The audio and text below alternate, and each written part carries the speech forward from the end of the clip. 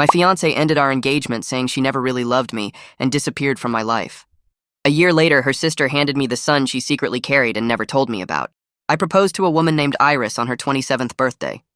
We had been together for 5 years, and I knew from our first date that I wanted to spend my life with her. She said yes before I even finished asking the question. We started planning our wedding immediately. We picked a date 6 months away. We found a venue. We sent save the dates to everyone we knew. I had never been happier in my entire life. Then 3 months before the wedding, everything changed. Iris came home one evening and sat me down in our living room. She said she couldn't marry me. She said she didn't love me anymore, and she wasn't sure she ever really did. She said she had been lying to herself for years and she couldn't keep pretending. She said she was sorry, but she needed to leave. I asked what I did wrong. She said I didn't do anything wrong. She said it just wasn't there anymore, and she couldn't explain it better than that. She said she needed space and she was moving in with her sister until she figured out her next steps. She packed a bag that night and left. I called her every day for 2 weeks. She answered twice. Both times she said the same thing. She said her feelings changed and there was nothing either of us could do about it. She said I deserved someone who actually loved me, and that person wasn't her. She said I should move on and find happiness without her. The 3rd week she changed her number. Her sister told me to stop calling and give Iris the space she asked for. Her friends told me the same thing. Everyone acted like I was the problem for not accepting that the woman I loved had simply stopped loving me overnight. I didn't understand. I went over every conversation, every moment, every memory trying to find the thing I missed. We were happy. We were planning a future. She looked at me like I was everything to her, and then one day she looked at me like I was a stranger she needed to escape from. I fell apart for a while. I stopped eating properly. I couldn't sleep. I went to work and came home and sat in our empty apartment surrounded by wedding planning materials that meant nothing anymore. My friends told me I needed to move on. My family said the same thing. Everyone said Iris made her choice and I had to respect it even if I didn't understand it. So I tried. I packed up her things and put them in storage. I took down the photos. I canceled the venue and the caterer and the florist. I told everyone the wedding was off and endured the pitying looks and the whispered conversations. A year passed. I wasn't over her, but I was functioning. I went on a few dates that led nowhere. I focused on work. I tried to build a life that didn't have her at the center of it. Then one afternoon, I got a call from a number I didn't recognize. It was Iris's sister asking if we could meet. She said it was important and she had something to give me. I almost said no. I almost told her I had moved on and didn't want to reopen old wounds. But something in her voice made me say yes. We met at a coffee shop near my office.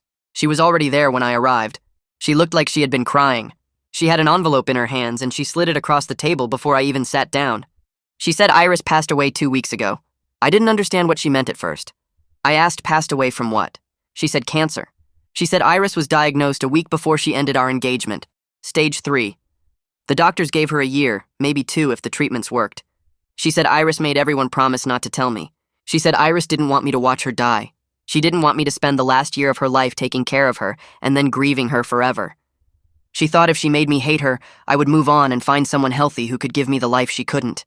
I sat there trying to process what I was hearing. The woman I loved didn't stop loving me. She loved me so much she lied to my face to set me free. She spent the last year of her life alone because she thought that was better for me. She died thinking she did the right thing. Iris's sister pushed the envelope closer to me. She said there was more. She said Iris found out she was pregnant a month after the diagnosis. I opened the envelope and my hands shook so hard the papers nearly fell out.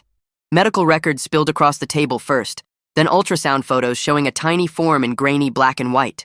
The letter came last, written in Iris's handwriting that I still recognized after a year. She wrote that she was 8 weeks pregnant when they found the cancer. She wrote that the doctors told her to end the pregnancy so she could do stronger treatments. She wrote that she refused because this baby was ours, and she wanted me to have part of her even after she was gone. She spent months making sure our son would be healthy while the cancer spread through her body. The sister told me his name was Christian. She said he was in her car right now. She said Iris's final wish was for me to raise him. I stood up without meaning to and walked toward the parking lot. Everything felt distant and strange, like I was moving through water. The sister followed me and pointed to a small blue sedan parked near the entrance. I saw a car seat in the back with a dark-haired toddler strapped inside. He was playing with a gray stuffed elephant and making it dance in the air. I got closer and looked through the window. He had Iris's brown eyes and my nose and my mouth. He looked up at me through the glass and stopped playing. The sister opened the door and he reached both arms toward me. He said hi in this tiny voice that made my chest hurt. I realized my entire life had just changed again in 20 minutes. A year ago, Iris left me. 20 minutes ago, I found out she died.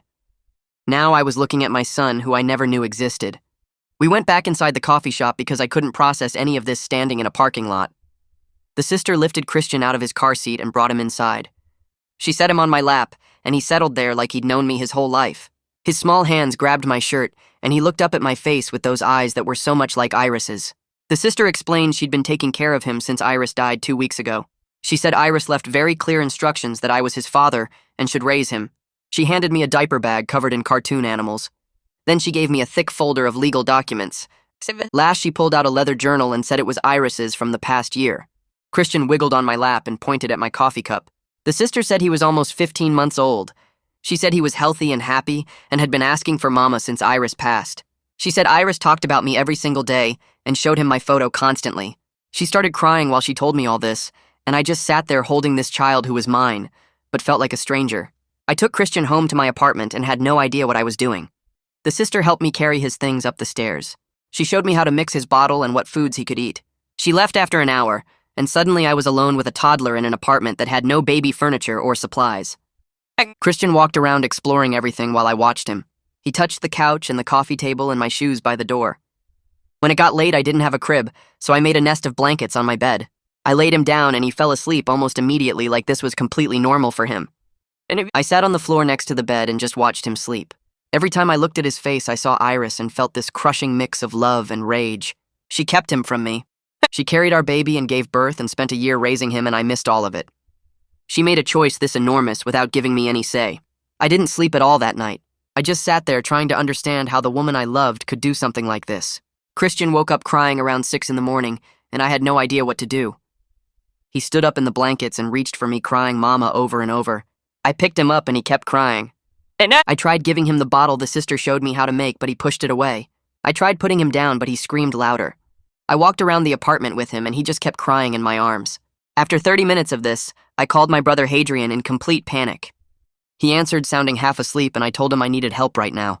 He asked what was wrong, and I said I had a son and didn't know what to do. There was silence on the other end. Then he said he was coming over and hung up. Hadrian arrived 40 minutes later with his wife and their 2 kids.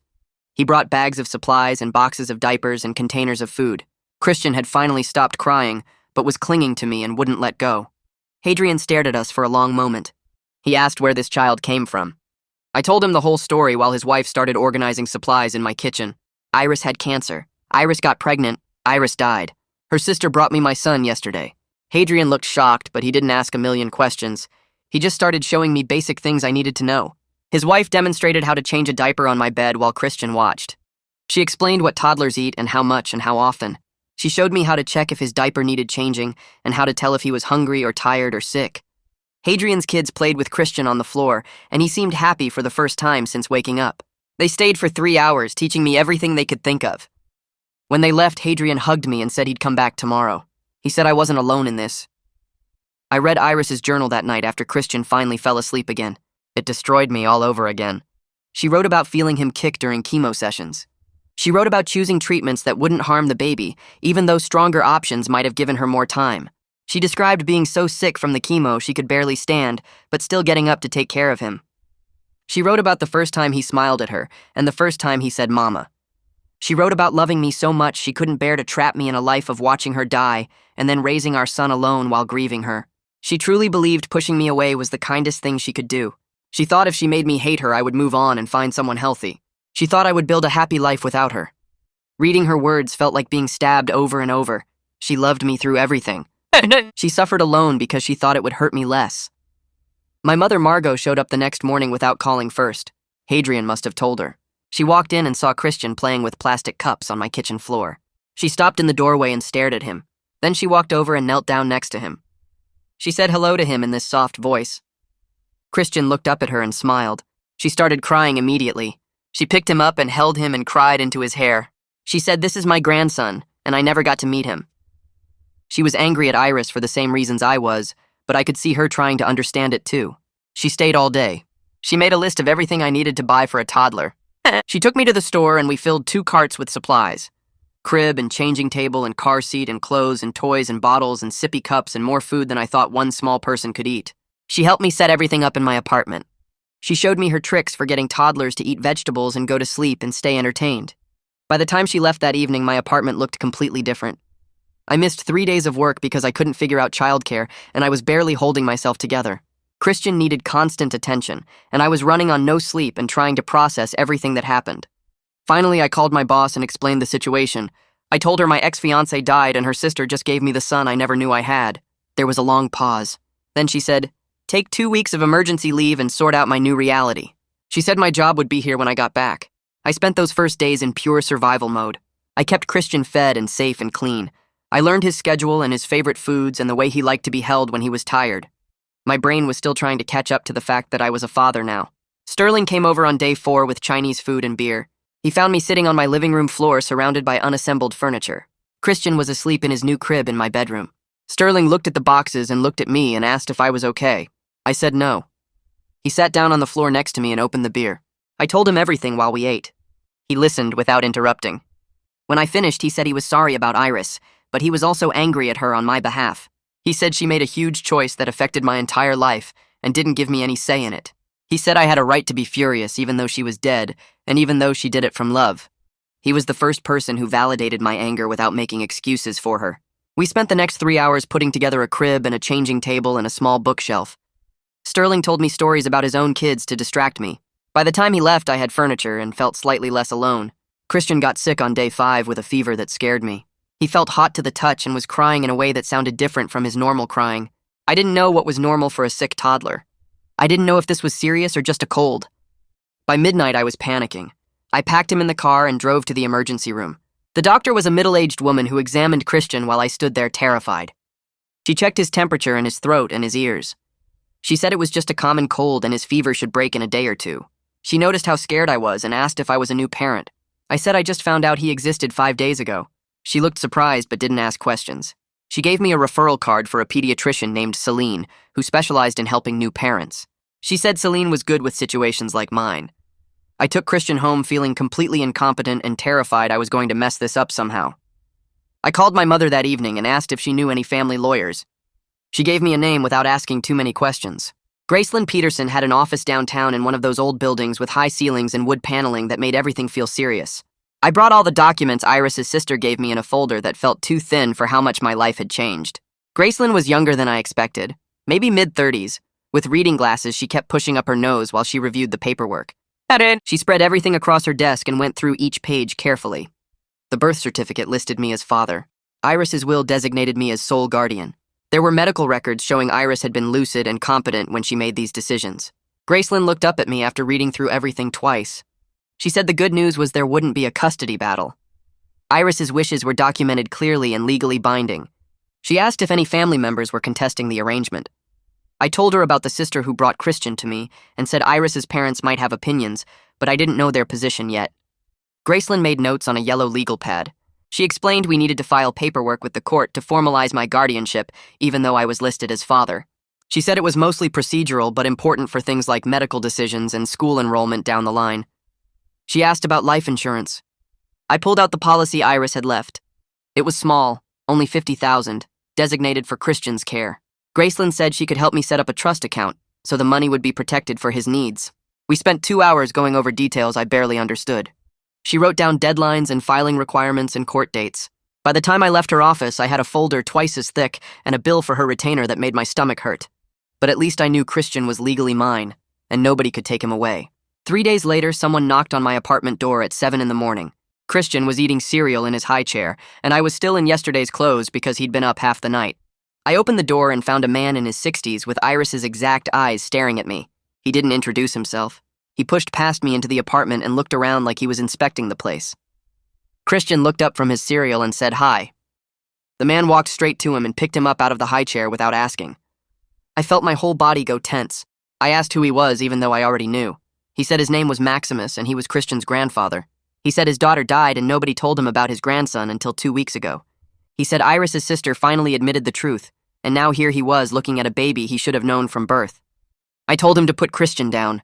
He ignored me and kept holding him, studying his face like he was looking for pieces of Iris. Christian started fussing because a stranger was holding him and he wanted down. Maximus finally set him back in the high chair, but he didn't step away. He turned to me and his face was hard. He said I had no right to keep Christian from his family. He said Iris was sick and made bad decisions and her family should be raising this boy. I grabbed the folder from Graceland's office and showed him the will. I showed him the guardianship documents. I told him Iris chose this and put it in writing when she was completely clear-headed. He read the pages and his hands shook. He said Iris was his daughter and she was dying and she wasn't thinking straight. He said I was some guy she dated for a few years and his family had known her whole life. I asked him where he was when she was pregnant and sick. I asked why she didn't go to her family if they were so close. He didn't have an answer for that. We stood there in my kitchen arguing while Christian ate cereal and watched us like he knew something bad was happening. Maximus said things about me not being ready to be a father and not having family support and living in a one-bedroom apartment. I said things about Iris choosing me over her family for a reason and him not respecting her wishes even in death. We were both yelling by the end. Christian started crying. I picked him up and held him and told Maximus he needed to leave. He looked at me holding his grandson, and I saw my own pain reflected back. We were both men who loved Iris and got abandoned by her choices. He lost his daughter. I lost the woman I was going to marry. Neither of us got a say in how this played out. He left without saying goodbye to Christian. I sat on the floor with my son in my lap and shook from adrenaline. I didn't know if Maximus would try to fight me legally or just show up again. I called Graceland and told her what happened. She said to document everything and not let him take Christian anywhere without supervision. She said Iris's will was clear, but grandparents sometimes had rights depending on the state. She'd look into it and call me back. I spent the rest of the day jumping every time I heard footsteps in the hallway. That night I woke up at 2 a.m. with my heart racing and my chest tight. I couldn't breathe right. I sat up in bed and tried to calm down, but the panic just got worse. Christian was asleep in his crib next to my bed, and I was terrified I was having a heart attack and he'd wake up alone with my body. I called my doctor's emergency line and described what was happening. The nurse asked if I was under unusual stress. I almost laughed. She said it sounded like a panic attack and I should try breathing exercises. She also said I should talk to someone about what I was dealing with. She gave me a number for a grief counselor who worked with the practice. I called the counselor the next day and got an appointment for that week. Her office was in a medical building near the hospital where I'd taken Christian that first night. She was older, maybe 50, with gray hair and a calm way of talking that made me feel less crazy. I sat in her office and told her everything. Iris ending our engagement, finding out about the cancer, meeting Christian, Maximus showing up, the panic attack. She listened without interrupting and took notes on a tablet. She asked how I was sleeping. I said barely. She asked if I was eating. I said when I remembered. She asked if I had support. I listed my family and Sterling and she nodded like that was good. Then she asked how I felt about Iris. I didn't know how to answer that. I said I loved her. I said I hated her. I said I understood why she lied. I said I'd never forgive her for it. She wrote something down and looked at me. She said it was possible to be angry at someone's choice while respecting that they made it from love. She said Iris believed she was protecting me even though I didn't get to decide if I wanted that protection. She said grief was complicated and I didn't have to resolve my feelings quickly or neatly. She said becoming a father overnight to a child I didn't know existed while processing the death of someone I loved was trauma on top of trauma. She scheduled me for weekly appointments and gave me some techniques for managing the panic attacks. By the time I left, I felt like maybe I wasn't completely losing my mind. Christian started calling me Dada in his second week with me. I was changing his diaper and he looked right at me and said it clear as anything. Dada. I froze with the clean diaper in my hand. He said it again and reached for my face with his small, sticky fingers. Something cracked open in my chest. This tiny person who lost his mother and got handed to a stranger was trying to attach to me anyway. He was trusting me to take care of him, even though he had no reason to believe I wouldn't disappear too. I picked him up and held him and cried into his hair. He patted my shoulder like he was comforting me. My anger at Iris was still there, but now it was competing with this huge, protective love for our son that I didn't expect to feel so fast. My emergency leave ended and I had to go back to work. I called the daycare near my office and they said their waiting list was 6 months long. I sat at my kitchen table trying to figure out childcare and coming up empty. My mother called to check on us and I told her my problem. She said she could watch Christian 3 days a week. Hadrian's wife offered to take the other 2 days. I felt guilty accepting their help, but I didn't have other options. My first day back at work, I dropped Christian off at my mother's house at 7 a.m. He cried when I left and I almost turned around and took him home. My mother texted me a photo an hour later of him playing with blocks and smiling. I tried to focus on work but kept checking my phone. I left a meeting early to pick him up on time. I worked from home the next day because he was fussy, and I couldn't concentrate knowing he was upset somewhere else. My boss called me into her office at the end of the week. I thought I was getting fired. Instead, she asked how I was managing. I told her honestly that I was barely holding it together. She said she had kids and understood the adjustment. She said to do my best and let her know if I needed accommodations. I realized my entire life structure needed to change. I couldn't work the same hours or take the same projects or advance my career the same way. Christian had to come first now, whether I was ready for that or not. Iris's sister showed up on Saturday with boxes stacked in her car. She said she'd been keeping Christian's things at her house and thought I should have them now. We carried everything up to my apartment. Clothes in different sizes, toys he'd played with, books Iris read to him, a baby blanket with his name embroidered on it, photos. So many photos of Iris holding him during her final months. I looked at one picture of her sitting in a hospital chair with Christian asleep on her chest. She was bald from chemo, and so thin her bones showed through her skin. But she was smiling at him like he was everything. I had to leave the room. I went into my bedroom and closed the door and pressed my hands against my eyes. The sister knocked softly and asked if I was okay. I said I needed a minute. She organized everything while I pulled myself together. When I came back out, she was folding tiny clothes into drawers. She said Iris talked to Christian about me every day. She showed him my photo and told him that's your daddy. She said Iris wanted him to know my face, so when he met me, it wouldn't be completely strange. I asked why Iris didn't just tell me. The sister stopped folding and looked at me. She said Iris was trying to give me a life without grief. She thought watching her die would destroy me. She thought raising Christian alone would be easier than raising him while watching her suffer. I said that wasn't her choice to make. The sister agreed. She said she told Iris that 100 times, but Iris wouldn't listen. She said Iris could be stubborn when she thought she was right. I remembered that about her.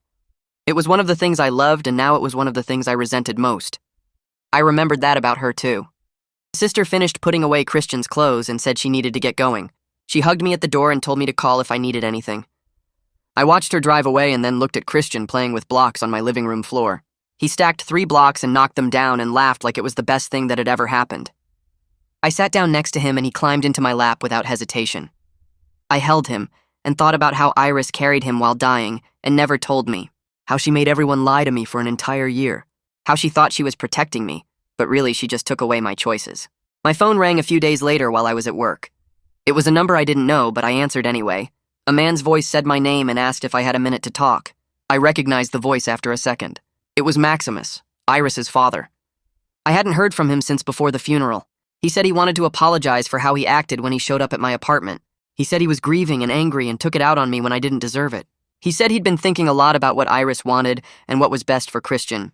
He said fighting me wouldn't bring his daughter back, and Christian needed stability more than he needed another custody battle. I didn't know what to say, so I just listened. He asked if he could have a relationship with Christian.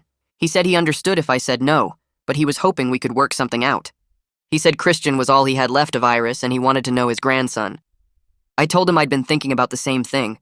I said Christian deserved to know his grandfather, and I didn't want to keep them apart. We talked for almost an hour about how to make it work.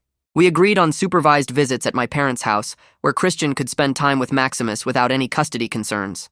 We set up the first visit for the following Saturday. When the day came, I drove Christian to my parents' house, and Maximus was already there waiting on the porch. He looked older than I remembered, thinner, tired in a way that went deeper than just lack of sleep. He smiled when he saw Christian, and his whole face changed. My mother led us into the house and made coffee nobody drank. Maximus sat on the floor with Christian and showed him a photo album he'd brought. Pictures of Iris as a baby, as a little girl, as a teenager. Christian didn't understand what he was looking at, but he liked turning the pages. Maximus told stories about each photo and his voice kept breaking. I sat on the couch watching 2 people grieve the same woman in completely different ways. Christian got bored with the album and went to play with the toy box my mother kept for when Hadrian's kids visited. Maximus and I sat there in awkward silence. He finally said he was sorry for everything. He said Iris made him promise not to tell me about the cancer or the baby, and he kept that promise even though he thought it was wrong. He said he argued with her about it constantly, but she wouldn't budge. He said watching her die while keeping her secrets was the hardest thing he'd ever done. I told him I understood impossible promises. We watched Christian play with trucks, and both of us were thinking about Iris. The visit lasted 2 hours and ended with Maximus asking if he could come back next week. I said yes. He hugged Christian goodbye, and Christian waved at him. On the drive home, Christian fell asleep in his car seat, and I thought about how sad it was that grief was the only thing connecting me to Maximus now. That night, after I put Christian to bed, I was organizing more of the boxes his aunt had brought over. I found a baby book at the bottom of one box. It had Christian's name written on the front in Iris's handwriting. I opened it and saw she'd filled in every page: his birth weight and length, the hospital where he was born, his first bath, his first smile at 6 weeks, his first tooth at 5 months, his first word at 9 months. Every milestone documented with photos and dates and little notes in the margins. She wrote about how he laughed when she made funny faces, how he loved bath time, how he cried when she left the room. She wrote letters to me throughout the book, letters she never sent. She wrote about how much it hurt to document these moments knowing I was missing them, how she wanted to call me every single day, how she almost told me 100 times but stopped herself. She wrote that she hoped someday I'd understand why she made this choice, that she hoped I'd forgive her, that she hoped Christian would have the life she couldn't give him. I read every page twice and felt like someone was stabbing me over and over. She documented everything I should have experienced, every smile I should have seen, every milestone I should have celebrated. She kept it all from me and wrote it down like that would somehow make it better. I closed the book and put it on the shelf in Christian's room. I didn't know if I'd ever be able to look at it again without wanting to scream. The next Monday, I had to go back to work after taking another day off. Christian cried when I tried to leave him at my mother's house. He wrapped his arms around my neck and screamed and wouldn't let go. My mother had to pry him off me while he sobbed. I drove to work feeling like the worst father in the world. I couldn't focus on anything. I kept checking my phone to see if my mother had texted. She finally sent me a photo an hour later of Christian playing with blocks and smiling, but I still felt sick. I left work early and picked him up, and he clung to me the whole drive home. The same thing happened the next day, and the day after that. Christian started screaming the moment we pulled up to my mother's house. He knew what was coming, and he was terrified. I called Celine and asked if this was normal. She said separation anxiety was completely normal for his age and situation. She said he'd lost his primary caregiver, and now he was scared of losing me too.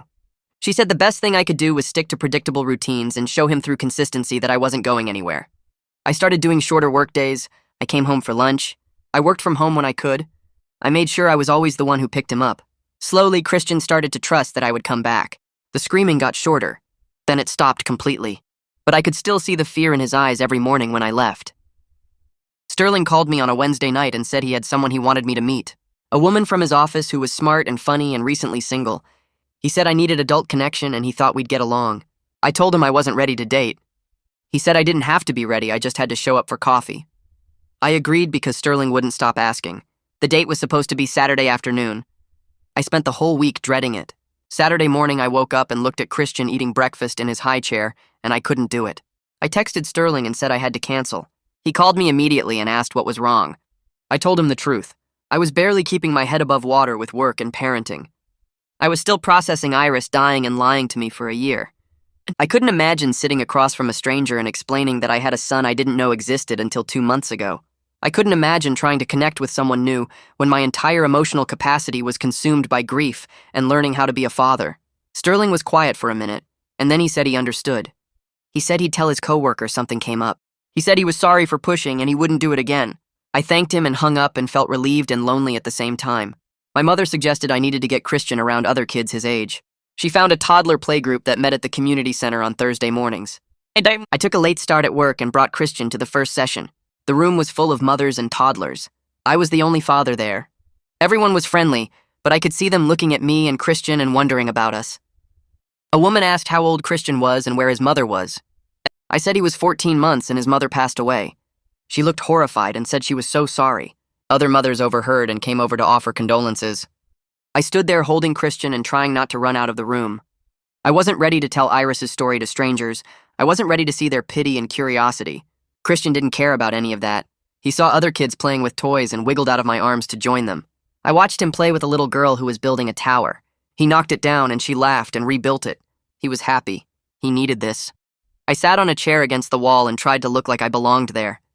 A mother sat down next to me and started talking about her daughter's sleep schedule. I nodded and pretended to follow along. The whole time I was thinking about how Christian needed social interaction I wasn't providing, how I needed to get over my discomfort and bring him here every week, how being a good father meant doing things that made me uncomfortable. I kept reading Iris's journal in small pieces because reading too much at once made me too angry to function. One night I found an entry from her 7th month of pregnancy. She wrote about almost calling me that day. She wrote about seeing me at a coffee shop near my office with a woman I'd gone on 2 dates with. She wrote about watching us talk and laugh and how much it hurt to see me trying to move on. She wrote that she wanted to run over and tell me everything. Tell me about the baby. Tell me about the cancer. Tell me she still loved me and never stopped. But she didn't. She wrote that she sat in her car and cried and then drove home and convinced herself she was doing the right thing. She wrote that sparing me from impossible pain was an act of love, even though it was killing her. She wrote about watching me from a distance during her entire pregnancy, seeing me go to work, seeing me try to date, seeing me slowly start to look less broken. She thought she was setting me free. Every page of her journal showed how much she loved me, which somehow made her choice even harder to accept. She loved me enough to lie to my face. She loved me enough to die alone. She loved me enough to keep our son from me. I closed the journal and put it away, and didn't open it again for a week. I had my regular appointment with the grief counselor on Tuesday afternoon. My mother watched Christian and I drove to the office and sat in the waiting room, trying to figure out what I wanted to talk about. When the counselor called me in, I sat down and said I needed to admit something. I said I was furious at Iris, not just sad or confused, but actually angry. I was angry that she died. I was angry that she lied. I was angry that she made choices about my entire life without asking me. I was angry that she left me alone with a child I was terrified of failing. I said I felt guilty for being mad at someone who was dead and who made her choices out of love. But I was still angry, and I didn't know what to do with that feeling. The counselor listened and then said anger was a normal part of grief. She said I didn't have to resolve it quickly or feel guilty for feeling it. She said being angry at Iris didn't mean I didn't love her or understand her choices. She said I could be angry and sad and grateful all at the same time. She said I didn't have to forgive Iris right now or maybe ever. I just had to keep moving forward and taking care of Christian and processing my feelings as they came. She said permission to be angry without shame was important. I left that session feeling like I could breathe a little easier. Christian got sick again on Friday night. He threw up all over his crib and himself and me. I cleaned him up and changed his sheets and he threw up again an hour later. This kept happening all night. By morning, he had diarrhea too, and I was completely exhausted and starting to panic. I called Celine and she said it sounded like a stomach bug. She told me to keep him hydrated and watch for signs of dehydration. I asked what those signs were and she listed them. Dry mouth, no tears when crying, no wet diapers, sunken eyes. She said to call her if I saw any of those things. I spent the entire weekend managing vomit and diarrhea and trying to get Christian to drink water. He was miserable and clingy and I felt completely helpless. Sunday afternoon, Celine called to check on us. I told her Christian still had diarrhea but seemed a little better. She said she was going to stop by and check on him. I said she didn't have to do that. She said she knew, but she wanted to. She showed up an hour later with her medical bag. She examined Christian and said he was fine. Just a normal stomach bug that would pass in another day or two. She showed me exactly what dehydration looked like and what to watch for. She was so kind and patient, and I started crying from pure overwhelm. She didn't make a big deal about it. She just handed me tissues and said being a new parent was hard, and being a suddenly single parent was even harder. She said I was doing better than I thought I was. After she left, I put Christian down for a nap and sat on the couch and stared at nothing for 20 minutes. My mother called Monday morning and suggested I join a single parent support group. She said she'd found one that met at a church near my apartment every Tuesday night. I told her I didn't have time for support groups. She said I needed to make time because I was drowning and needed help. I agreed to go to one meeting just to get her off my phone. Tuesday night, I dropped Christian at my mother's house and drove to the church. There were about 15 people sitting in a circle in a basement room. A facilitator welcomed me and asked me to introduce myself. I said my name and that I was a single father to a 14-month-old. I didn't say anything else. Other people shared their stories. A woman whose husband left her with 3 kids. A man whose wife died in a car accident. A woman whose partner walked out when their baby was 2 weeks old. Everyone had impossible situations they were navigating alone. When it was the widower's turn, he talked about his wife dying in childbirth and how he was raising their daughter while grieving someone he barely got to say goodbye to. He talked about being angry at his wife for dying, even though it wasn't her fault. He talked about loving his daughter and resenting the circumstances of her birth at the same time. I felt like he was describing my exact feelings. After the meeting, I talked to him for a few minutes. His name was Nathan, and his daughter was 6 months old. He said the anger and love existing together was the hardest part. I agreed. He gave me his number and said to call if I ever needed to talk to someone who understood. Driving home, I realized I felt less alone than I had in weeks. I made a decision Thursday night after putting Christian to bed. I called Iris's sister and asked if she still had Iris's ashes. She said yes and asked why. I said I wanted to create a small memorial space in Christian's room. Something he could see every day as he grew up. Something that would help him know his mother even though she was gone. The sister said she thought that was a beautiful idea. She brought the ashes over Saturday morning, along with some photos of Iris holding Christian as a baby. We set up a small shelf in Christian's room with the photos and the urn and a candle. The sister cried looking at it. I stood there thinking about how I wanted Christian to grow up knowing his mother loved him enough to choose his life over her own. Even if I was still working through my feelings about that choice, even if I was still angry and sad and confused, I could honor Iris for Christian while still processing my own complicated grief. The counselor had said that was possible. I was starting to believe her. Maximus showed up the following Saturday without calling first. I opened the door and found him standing there with a bag from the toy store and this look on his face like he wasn't sure I'd let him in. Christian was on the floor playing with blocks, and when he saw Maximus, he smiled and held up a red one. Maximus came inside and sat on the floor next to him. They played together for maybe 20 minutes while I made coffee in the kitchen and tried to figure out what to say to this man who lost his daughter and blamed me for choices I never got to make. Christian got tired around noon and I put him down for his nap. He fell asleep on the couch between us before I could carry him to his room. Maximus looked at him sleeping there and his whole face changed. He started talking about Iris in a way nobody had before. He told me about the last 6 months when the cancer spread to her bones and every movement hurt, but she refused the strong pain medication because the doctor said it might harm the baby. He told me she would lie in bed crying from the pain, but she wouldn't take anything stronger than what they said was safe. He told me she made him promise to find me after she was gone and make sure Christian knew his father. He said she talked about me constantly, even while she was dying. She would ask if he thought I had moved on yet, and when he said yes to make her feel better, she would cry harder. We both started crying sitting there on my couch with Christian asleep between us. Maximus said he was angry at me for months because it was easier than being angry at Iris for dying or at God for taking her. He said seeing me with Christian made him understand why she wanted this. I told him I was angry too, and I didn't know if that would ever go away completely. We sat there for a long time, not saying anything, just watching Christian sleep. When Christian woke up, Maximus helped me give him a snack and then he left. Before he walked out, he hugged me and said we were the only two people who understood this specific kind of loss. He was right. I went back to work the following Monday and asked to meet with my manager. Her name was Rachel, and she had 3 kids of her own, so when I explained my situation, she understood immediately. She said the company could offer me a flexible schedule with the option to work from home 2 days a week. I could adjust my hours to handle daycare pickup, and if Christian got sick, I could work remotely instead of taking emergency leave. The arrangement helped more than I could explain. I wasn't constantly worried about getting fired for leaving early or missing days when Christian needed me. I could actually breathe knowing I had some control over my schedule, but I also knew this changed everything for my career. I wasn't going to get promoted anytime soon. I wasn't going to take on the big projects that required travel or late nights. I was choosing to be okay with that because Christian needed stability more than I needed career advancement. Some nights I felt okay with that choice, and some nights I resented it, but I kept choosing him anyway. Finding a daycare took another week of calling around and visiting places that all had waiting lists. Then Celine mentioned a place near the hospital that had just had a family move out of state. I called them that afternoon and they had an immediate opening. I visited the next day, and it looked clean and safe and the teachers seemed kind. I signed Christian up to start the following Monday. His first day there was harder on me than it was on him. I dropped him off at 8 in the morning and he went right to the toys without looking back. I stood in the doorway watching him play, and one of the teachers had to gently suggest I should probably leave. I walked to my car and sat there crying for 10 minutes. I was scared something would happen to him when I wasn't watching. I was scared he would think I abandoned him like Iris did. I was scared of everything all the time, and it was exhausting. The daycare called me at 10 to tell me he was fine. They called again at noon to say he ate his lunch and was napping. When I picked him up at 5, he was happy and tired from playing with other kids all day. He showed me a picture he colored, and I stuck it on my refrigerator. I did better the second day. Iris's sister called me on a Wednesday night and asked if she could come by. She showed up an hour later with a cardboard box that looked heavy. She said she found it in Iris's closet when she was packing up her apartment. It was full of letters Iris had written to me over the past year but never sent. There must have been 50 of them. Some were just a few lines and some were pages long. The sister said she debated whether to give them to me, but she thought I deserved to know everything.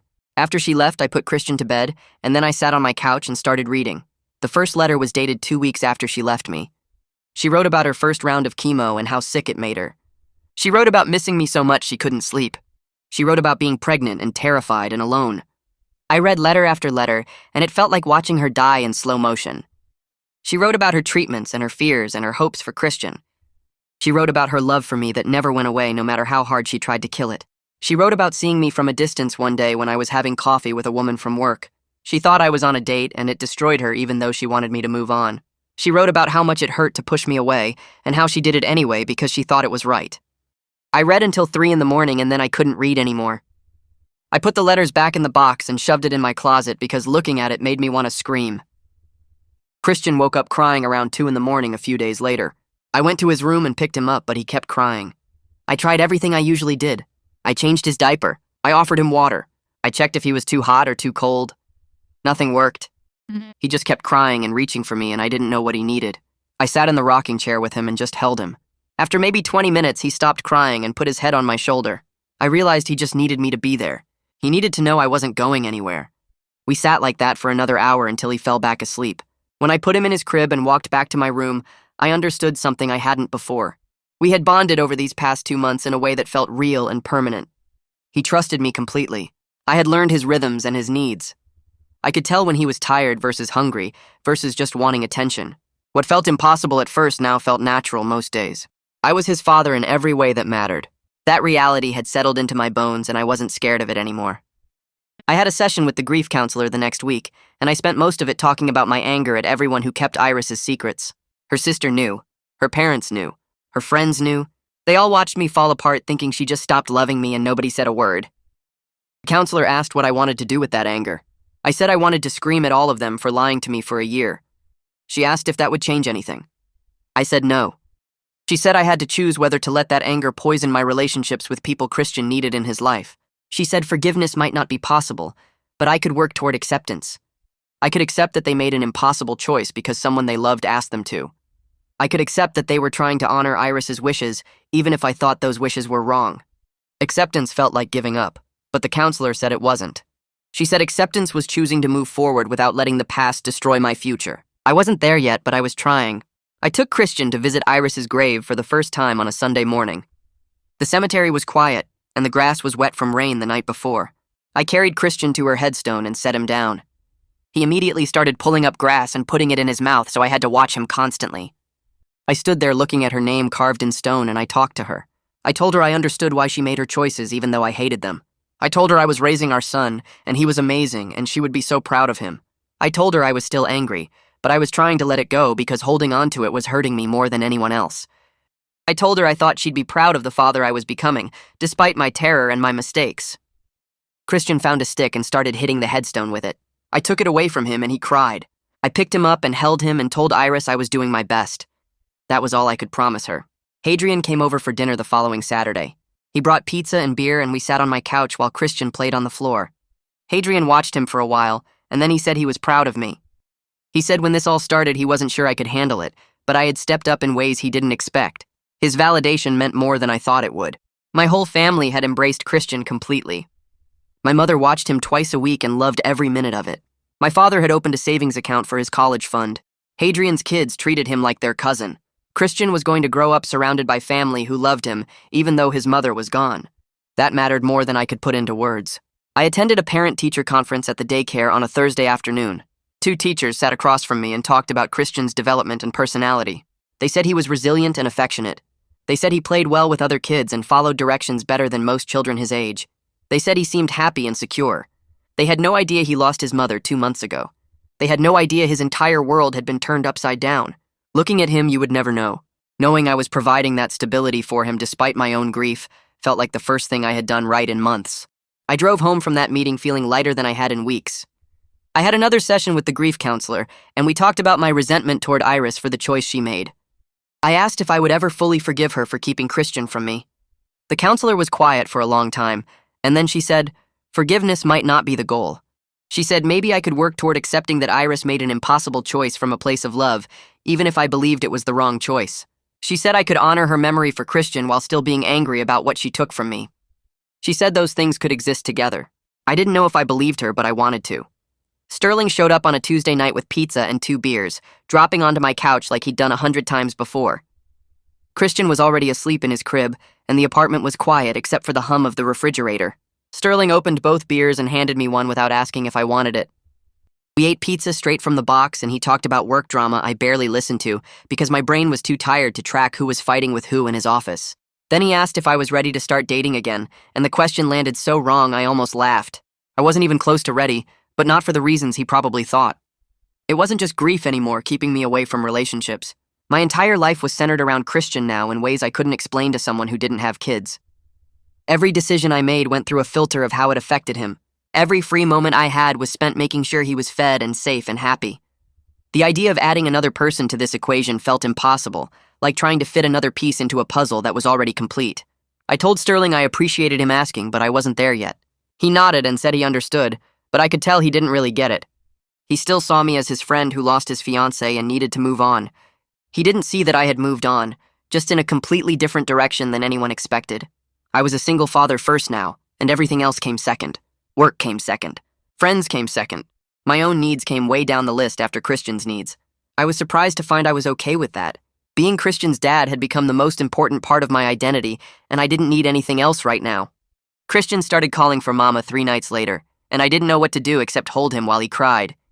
He woke up screaming around 2 in the morning, and when I went to his crib, he was standing up with tears streaming down his face, reaching his arms toward me and saying Mama over and over. I picked him up and carried him to the rocking chair in his room, holding him against my chest while he sobbed. He kept saying it, Mama, Mama, Mama, like if he said it enough times she would appear. My heart broke into smaller and smaller pieces listening to him cry for someone who wasn't coming back. I didn't know if he actually remembered Iris, or if he was just responding to my grief somehow. I rocked him and rubbed his back and told him I was here, that Daddy was here, but it didn't help. He cried himself out eventually and fell asleep on my shoulder, but I kept rocking him anyway because I didn't want to put him down. The grief counselor told me later that week that toddlers process loss differently than adults. She said Christian might not have clear memories of Iris, but he could sense my sadness and confusion, and he was responding to that as much as his own loss. She suggested I start showing him photos of Iris and telling him simple stories about her, keeping her present in his life even though she was gone. So I started doing that. I put a framed photo of Iris holding newborn Christian on the bookshelf in his room where he could see it. I showed him the picture every morning and said, "That's your mama, she loved you so much." I told him simple stories about how she sang to him and read him books and held him when he was tiny. I didn't know if he understood any of it, but it felt important to try. She was his mother, even if he wouldn't remember her, and I needed him to know she existed and loved him.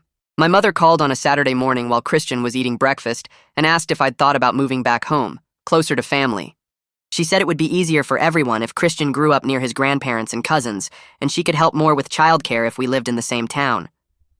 I understood where she was coming from, but I told her no. I'd already decided to stay in our current city, even though moving closer to family would be simpler in a lot of ways. Christian's support system was here. His pediatrician was here. His daycare was here. The grief counselor I'd been seeing was here. Disrupting him again after everything he'd already lost felt cruel and wrong. He was finally settling into routines and familiar places, and yanking him away from that to make my life easier wasn't something I could do. My mother was quiet for a long time, and then she said she was disappointed, but she understood. She said she and my father would visit regularly and make sure Christian knew his family loved him. I thanked her and felt guilty for choosing Christian's needs over what would be more convenient for everyone else, but I also felt certain it was the right choice. I was learning to make parenting decisions based on what Christian needed rather than what was easier for me, and this was one of those decisions. He needed stability more than I needed help, so we were staying put. Maximus called 2 weeks later and asked if he could take Christian for an overnight visit. The request made my stomach clench with anxiety. I didn't want to examine too closely. Christian had never been away from me overnight since I became his father. The idea of him sleeping somewhere else, in a house I couldn't monitor, with people I was still learning to trust, made me want to say no immediately. But I forced myself to think about it rationally, instead of just reacting from fear. Maximus was Christian's grandfather. He loved Christian and wanted to be part of his life. Saying no would damage that relationship and hurt Christian in the long run. I told Maximus I needed to think about it and called him back the next day with a compromise. We could try a trial afternoon visit first, just a few hours, and see how that went before attempting overnight. Maximus agreed without arguing. The visit happened on a Sunday, and I dropped Christian off at Maximus's house with a diaper bag full of supplies and a list of instructions I'd typed up. Maximus took the list and promised to follow it exactly. I left and drove around for 2 hours because I couldn't make myself go home to the empty apartment. I kept checking my phone expecting a call that something went wrong, but it never came. When I picked Christian up, he was happy and tired, covered in crumbs from cookies Maximus had given him. Maximus said they'd had a good time and asked if we could do it again soon.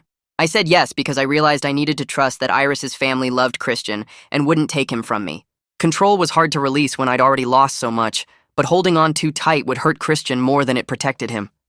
I started attending the single-parent support group every Tuesday night, leaving Christian with my mother so I could sit in a church basement with other people navigating solo parenthood.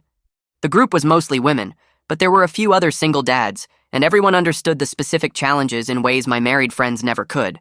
We talked about childcare logistics and financial stress and the exhaustion of being the only adult responsible for everything. We talked about dating and whether any of us were ready for that, which most of us weren't. A woman named Lauren, whose husband died in a car accident 2 years ago, asked me for coffee after one meeting. She was pretty and kind, and she understood grief in ways most people didn't. I told her I was flattered, but I wasn't ready to date anyone yet. She smiled and said she understood, and we could just be friends if I ever needed someone to talk to. Her interest made me realize something I hadn't fully accepted before. I wouldn't be alone forever. Someday I might be ready to let someone new into our lives, to build something with a person who understood that Christian came first and always would. But that day wasn't now. Right now, I was still processing Iris's death and learning to be Christian's father and rebuilding my life into something sustainable. Adding romance to that mix would be too much, too complicated, too risky when I was barely keeping everything else balanced. Maybe in a year or two I'd be ready. Maybe Lauren would still be single and we could try that coffee. Or maybe it would be someone else entirely, someone I hadn't met yet. Either way, I had time to figure it out. Christian took his first steps on a Thursday afternoon in our living room, and I was the only one there to see it. I'd been folding laundry on the couch while he played with blocks on the floor, and suddenly he pulled himself up using the coffee table and let go. He stood there wobbling for a second, looking surprised at himself, and then he took 3 stumbling steps toward me before falling on his butt. I grabbed my phone and started recording, asking him to do it again, and he did. He walked 5 steps that time, arms out for balance, grinning like he'd just discovered something amazing. I cheered and clapped and he laughed, delighted by my reaction. I sent the video to my entire family and to Iris's parents and to Sterling and Hadrian. Everyone responded with excitement and congratulations. But after I put Christian down for his nap, I sat on the couch and cried because Iris should have been here for this. She should have seen her son's first steps. She should have been the one cheering and recording and calling family to share the news. This was her moment as much as mine, maybe more, and she missed it because she chose to die alone rather than let me watch her suffer. The joy and grief were so tangled together, I couldn't separate them anymore. Every milestone Christian hit was both beautiful and devastating. Beautiful because he was growing and developing and thriving. Devastating because Iris wasn't here to see it, and I couldn't share these moments with the person who should have been experiencing them with me. I was Christian's only parent, and that meant I got all the joy and all the grief, and sometimes the weight of both together felt crushing. I found myself talking to Iris sometimes when I was alone with Christian, telling her about his milestones and asking her advice I would never receive. I did it without thinking, just started narrating our days to her like she was standing in the corner of the room watching us. I told her about his first steps and how proud she would have been. I told her about his favorite foods and the way he laughed when I made funny faces. I told her about my fears that I was doing everything wrong, that I was failing him in ways I couldn't see yet. I asked her questions about what she would do in certain situations, how she would handle his tantrums or his sleep problems or his picky eating. Obviously, she never answered, but talking to her helped somehow. The grief counselor said this was normal and healthy when I mentioned it during our next session. She said maintaining a connection to Iris's memory helped me process her loss while honoring her role in creating our son. She said as long as I wasn't hearing Iris's voice responding or having conversations with her that felt real, talking to her was just another form of grief work. So I kept doing it. I talked to Iris while I gave Christian baths and read him bedtime stories and pushed him on the swings at the park. I told her about our life and hoped somehow she could hear me, that she knew Christian was safe and loved and thriving despite everything. Work called me into a meeting on a Monday morning, and I walked in expecting bad news, maybe a conversation about my reduced productivity or too many days working from home. Instead, my manager offered me a promotion to a senior position with better pay and more flexibility. She said they recognized my performance had remained strong despite my personal challenges, and they wanted to support my growth with the company. The new position came with a significant raise and the option to work from home 3 days a week instead of 2. I accepted immediately and thanked her, trying not to cry from relief right there in her office. The financial security helped tremendously with childcare costs and saving for Christian's future. I could afford better daycare now, maybe even start a college fund that would actually mean something by the time he turned 18. I was rebuilding my life in a shape I never expected when I proposed to Iris 3 years ago. I wasn't engaged or planning a wedding or building toward the future I thought I wanted. Instead, I was a single father with a toddler and a demanding job and grief that still hit me at random moments throughout the day. But it was becoming a life I could actually sustain, one that didn't feel like constant survival mode. I had routines and support systems and enough money to cover our needs. Christian was happy and healthy. I was functioning and sometimes even finding moments of peace. It wasn't the life I planned, but it was ours, and that had to be enough. I read Iris's letter to Christian again late one night after he went to sleep, and this time I could see it through her eyes instead of just my own anger and hurt. She was a dying woman trying to give her child the best possible future, even if it meant breaking her own heart. She was sick and scared and facing her own death, and she chose to protect me from that pain, even though it meant suffering alone. She chose to continue her pregnancy, even though it meant less aggressive treatment and probably less time alive.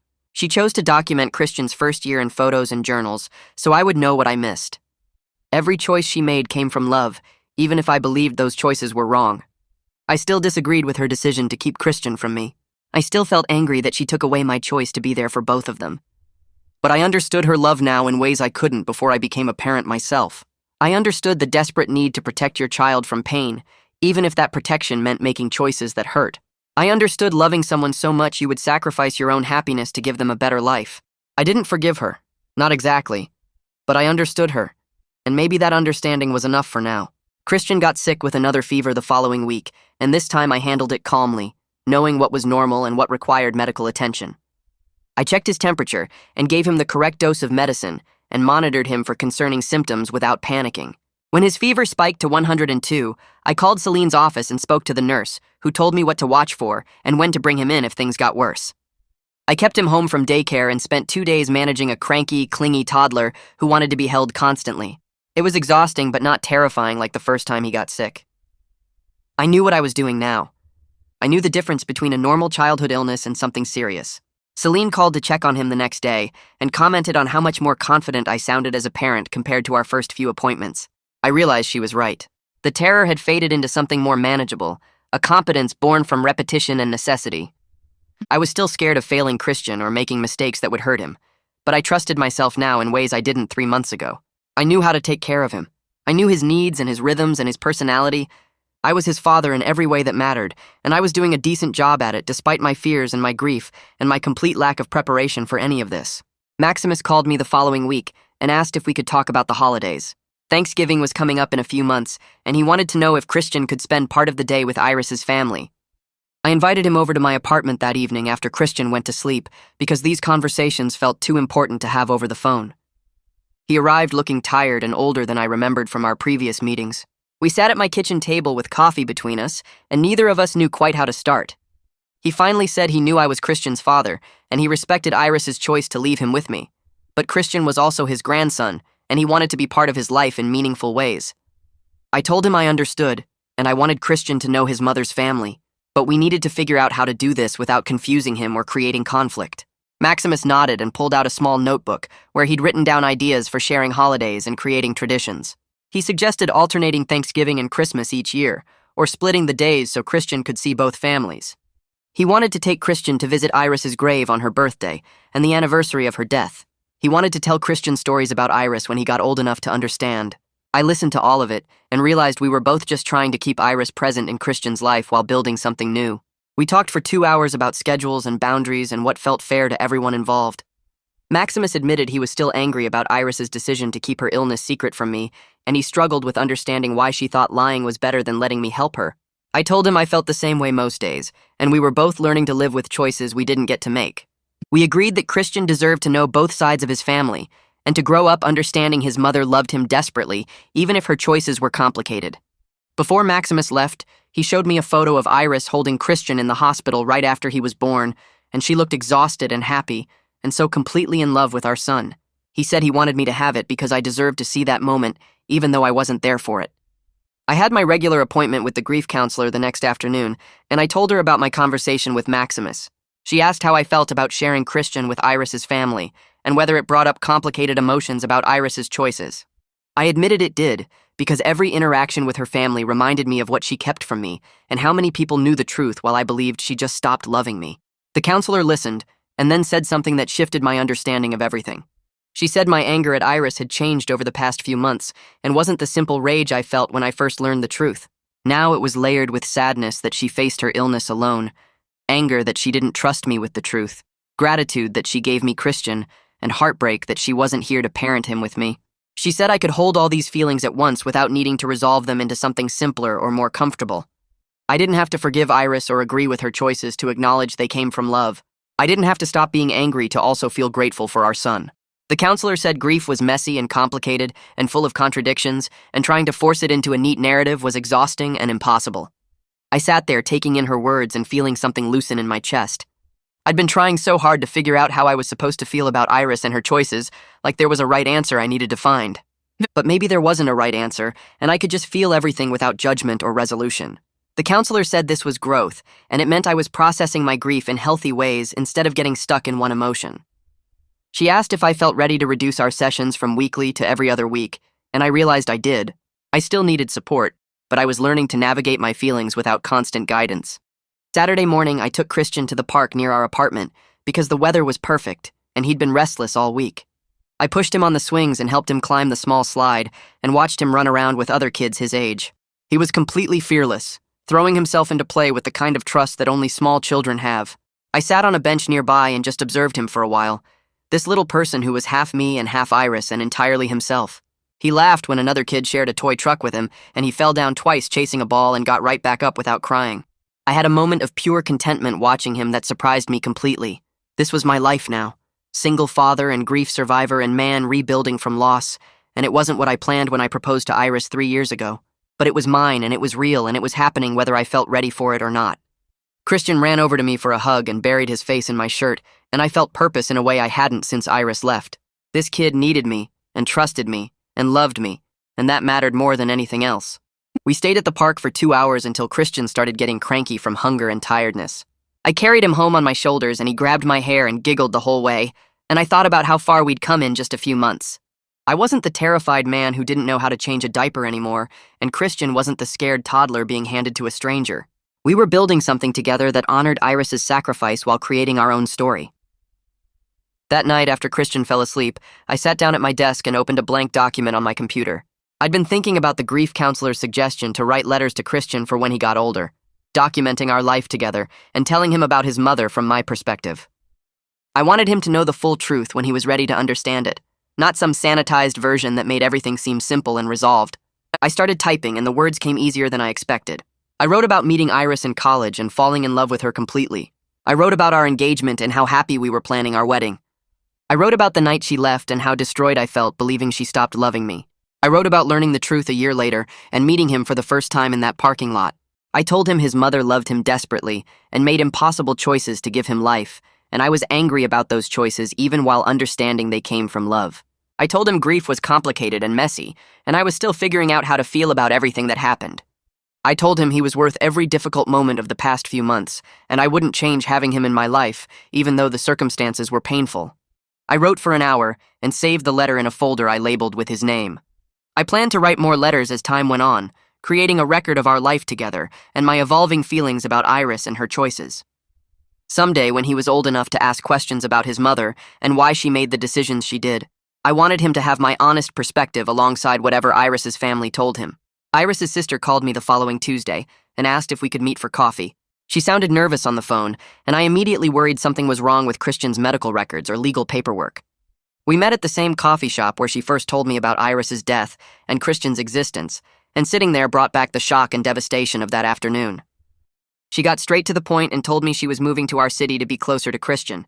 She'd found a job and an apartment and would be settled within a month. Part of me immediately worried about boundaries and whether she'd try to interfere with my parenting or second-guess my decisions. But another part of me felt relieved that Christian would have more family nearby who loved him and wanted to be part of his life. She must have seen the conflict on my face because she quickly said she wasn't trying to take over or act like his mother. She just wanted to be his aunt and help however she could. She said she'd been living with guilt since the day she handed him to me, knowing she kept Iris's secrets and helped her hide the truth from me. She said she struggled with that promise every single day of Iris's illness and after her death, torn between honoring her sister's wishes and believing I deserved to know. I told her I understood impossible choices better now than I did a few months ago, and we both did what we thought was right, even if the outcomes were painful. We agreed to move forward focused on Christian's well-being, rather than rehashing the past. She asked if she could babysit sometimes or take him to the park, and I said yes because Christian needed all the love and support he could get. She cried and thanked me for being gracious when I had every right to shut her out completely. The anniversary of Iris's death arrived in early November, and her family planned a memorial service at the cemetery. They invited me and asked if I would bring Christian, even though he was too young to understand what was happening. I dressed him in nice clothes and drove to the cemetery feeling anxious about seeing Iris's extended family all together. Some of them probably blamed me for not being there during her illness, not knowing she actively kept me away. Others might judge me for being angry at her choices when she was dead and couldn't defend herself. But I was Christian's father, and he deserved to be part of this grieving family because of our son. So I went. The service was small and intimate with maybe 20 people gathered around Iris's headstone. Her mother had arranged flowers and someone brought balloons that we would release at the end.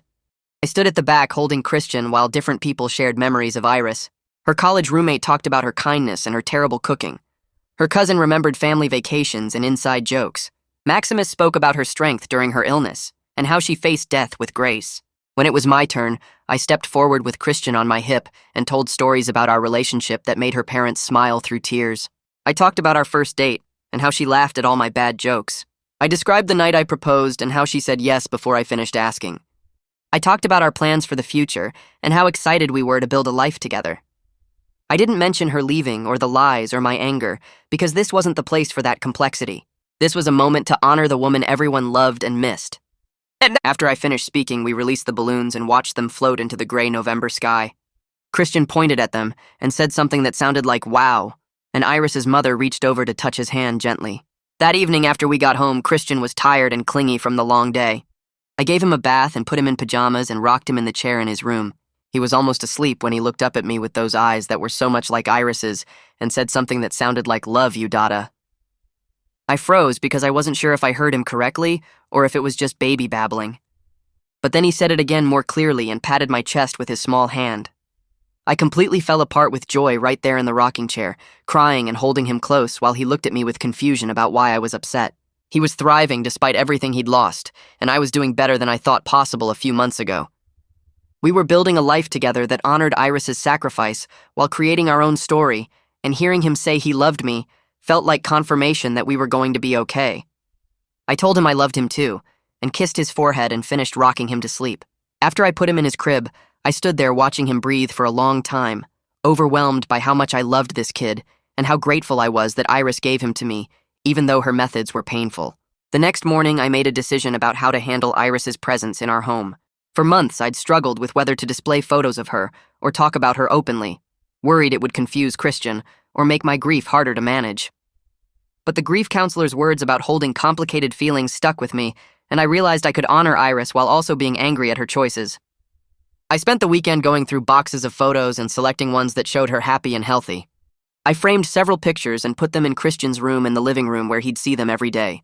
I created a small shelf with Iris's journal and the letters she wrote, and some of her belongings that Christian could explore when he got older. The grief counselor had said children benefit from knowing their full history, and I wanted Christian to grow up understanding his mother loved him enough to choose his life, even when it meant less time for herself. I wanted him to know I loved him enough to raise him well and tell him the truth about where he came from. That afternoon, I had a session with the counselor and told her about my decision to keep Iris present rather than hiding her away. She affirmed my approach and said it would help Christian develop a healthy relationship with his mother's memory as he grew up. She said I was doing the hard work of integrating my grief into daily life rather than compartmentalizing it, and that was exactly what Christian needed to see modeled. My mother called that week and offered to watch Christian for a weekend so I could have some time alone. I hadn't been away from him for more than a few hours since he came into my life, and part of me resisted the idea of being separated that long. But I was exhausted, and I knew I needed space to process everything without the constant demands of toddler care. I dropped Christian off at my parents' house on Friday evening with detailed instructions about his routines and favorite foods. My mother smiled and told me to relax and trust that she raised 3 boys successfully. I drove back to my empty apartment and felt strange being alone after months of constant company. Saturday morning, I woke up late and made coffee and sat in silence that felt both peaceful and lonely. I decided to visit Iris's grave by myself without Christian or her family around. I needed to have a conversation with her that was just between us, no audience or performance required. I drove to the cemetery and found her headstone and sat down in the grass beside it. I talked to her for over an hour about forgiveness and anger and love and parenting. I told her Christian was amazing and looked just like her and had her smile. I told her I was doing my best to raise him well even though I was scared of messing up. I told her I was still angry she didn't trust me with the truth, but I understood she was trying to protect me in her own misguided way. I told her I wished she was here to parent him with me because doing it alone was hard and I missed her desperately. I told her I thought we were going to be okay, Christian and me, and I hoped she would be proud of the father I was becoming.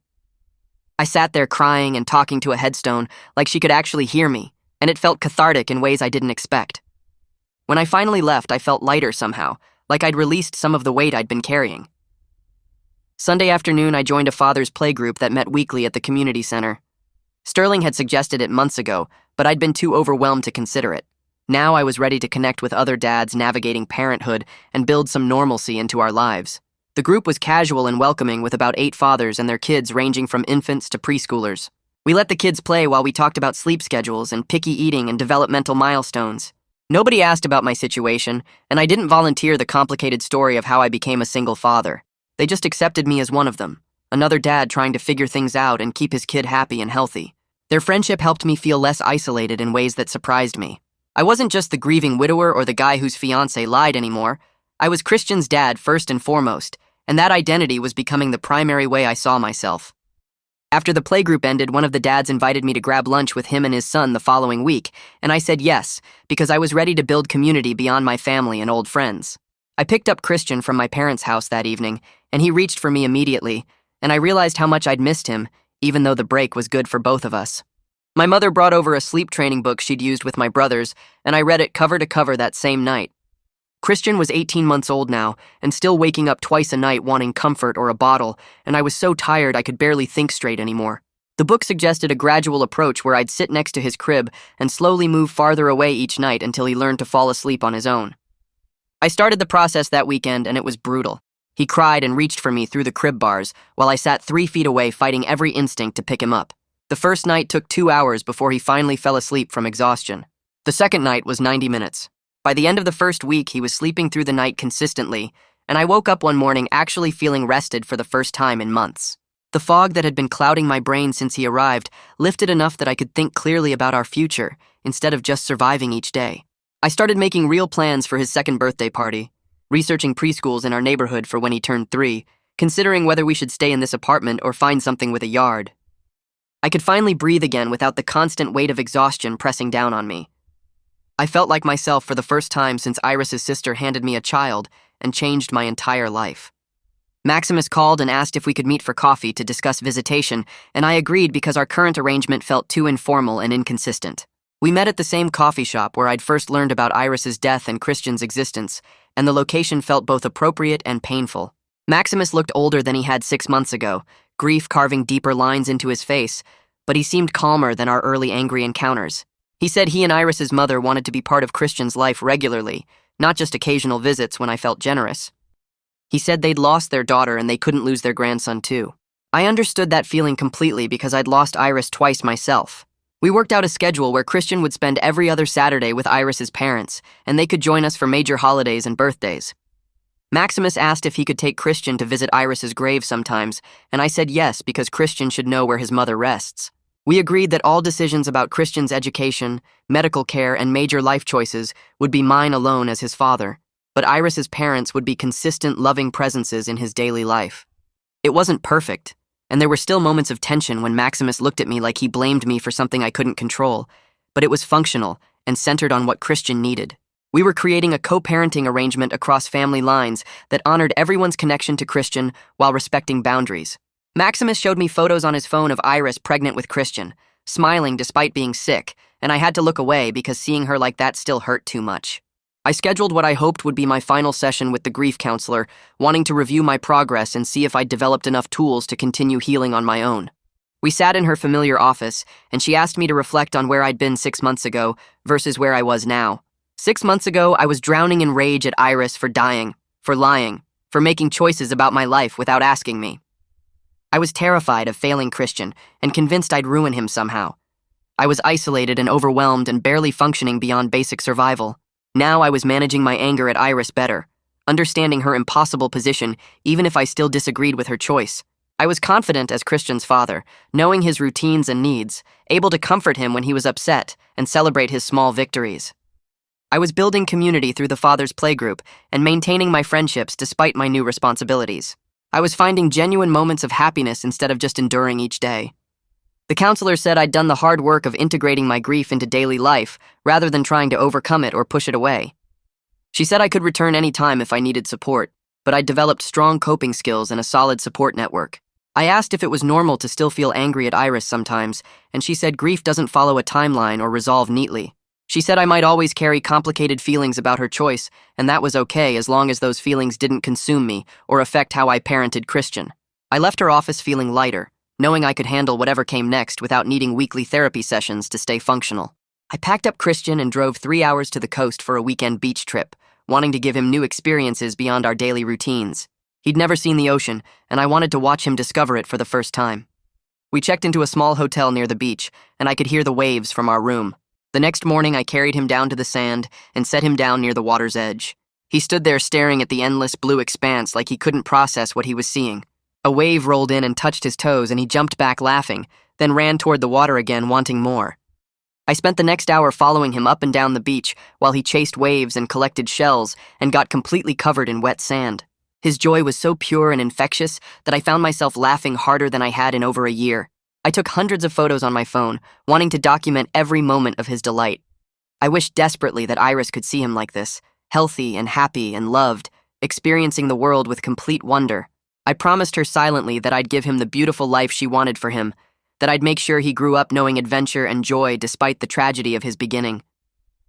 Christian fell asleep in the car on the drive home, sun-tired and content, and I kept glancing at him in the rearview mirror, thinking about how far we'd both come. Sterling stopped by with pizza one evening, and after Christian went to bed, he said I seemed different from I had in over a year. He said I seemed lighter somehow, less weighed down by everything that happened. I realized he was right when I thought about it. The grief hasn't disappeared, and I still have hard days when I miss Iris so much it physically hurts, but the grief has integrated into my daily life, rather than consuming it completely. I'm Christian's father first, and that identity has become the primary way I see myself, instead of being the guy whose fiancée lied or the grieving widower.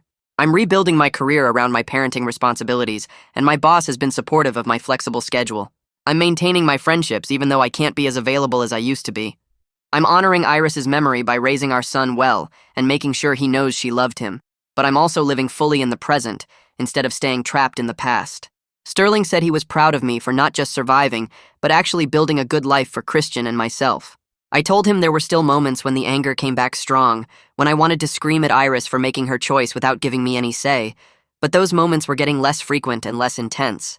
I was learning to hold space for complicated feelings without letting them define my entire existence.